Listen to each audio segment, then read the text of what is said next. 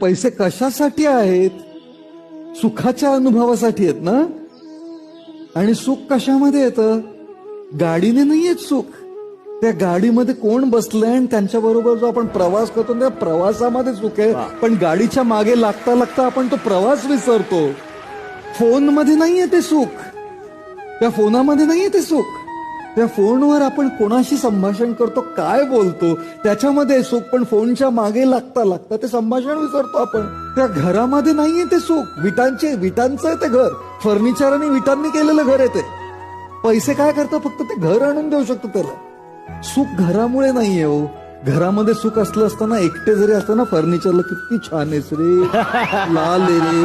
Furniture मध्ये असतं सुख आणि विटांच्या घरामध्ये असलं असतं तर सगळे एकटे राहणारे अगदी सुखी राहिले असते ना. म्हणून फर्निचर आणि विटांच्या घरामध्ये सुख नाहीये, नात्यांमध्ये सुख आहे आपलं. घड्याळामध्ये सुख नाहीये. घड्याळामध्ये सुख नाहीये.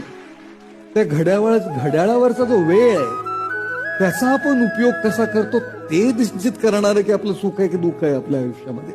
म्हणून पैसा महत्वाचा आहे, पण त्या पैशांबरोबर आपलं स्वतःचं आरोग्य, शारीरिक मानसिक आरोग्य, आपली नाती, आपली माणसं, आपले मित्र, आपलं आयुष्य हे देखील फार महत्वाचं आहे. आणि हा बॅलन्स शोधणं